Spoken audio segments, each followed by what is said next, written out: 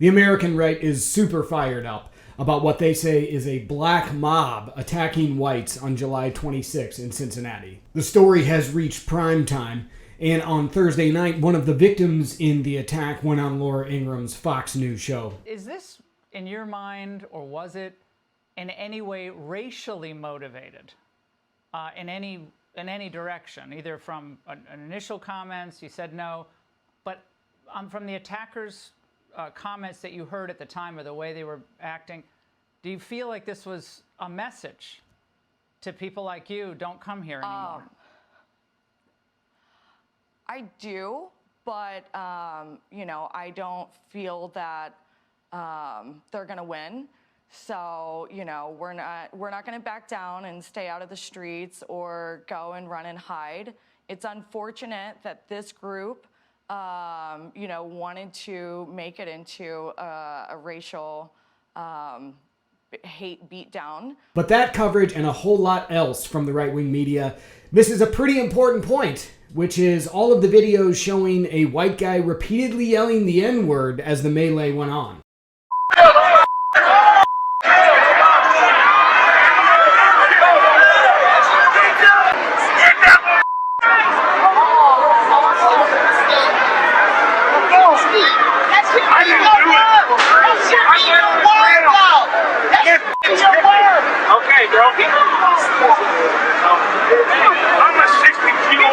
I've watched a lot of videos on this. I don't know how anyone else could miss it. But even as he's hurling the racial slur, black men can be seen in the videos trying to help him.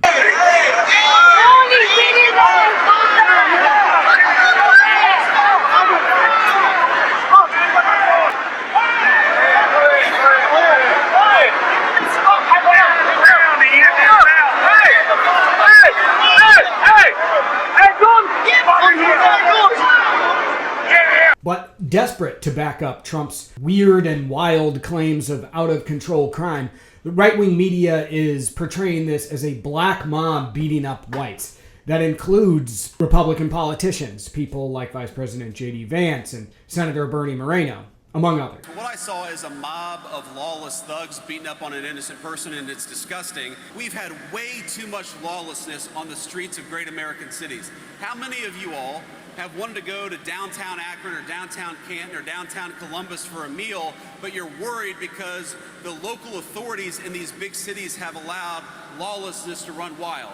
We have got to make great American cities safe again for families and children. If you want to take your wife or your children out for a meal, you shouldn't be worried about street violence, and the only way to destroy that street violence is to take the thugs who engage in that violence and throw their asses in prison. Maybe if some of those folks turn the volume up on some of the videos that they're watching, they'd understand why this one guy got his ass kicked. An attorney for one of the black men who was arrested as a result of the brawl says that a slap from a white man preceded the melee.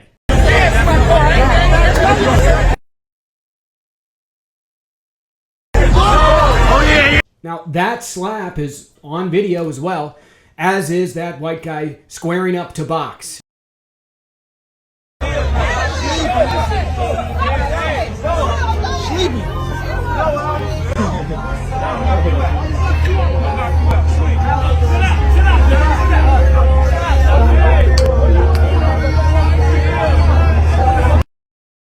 So why hasn't that guy been arrested as well? Looks like he was a mutual combatant in all of this. It's a good question, and it's one that Pastor Damon Lynch asked in the immediate aftermath of the brawl. Two combatants, one black, one white. A black man steps in, breaks it up.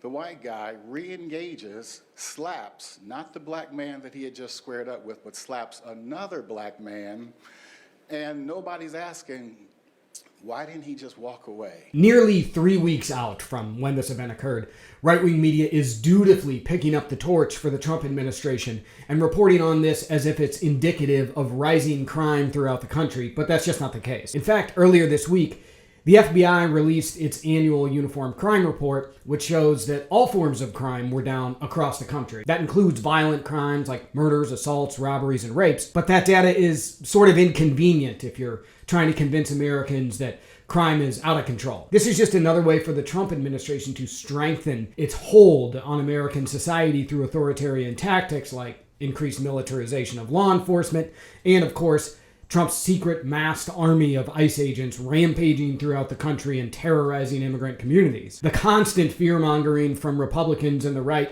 about rising crime actually has worked, though. Last year, a Gallup poll found that more than 60% of Americans believed that crime was up in 2024.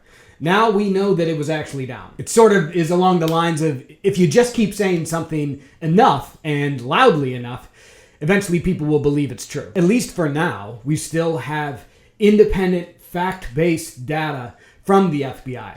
I say at least for now because, as we all well know, the Trump administration does not tend to deal well with facts and data that don't back up the narratives that they're trying to push on the American people. This one chart really says it better than anything. If you look at this is great, but this chart is pretty amazing right here.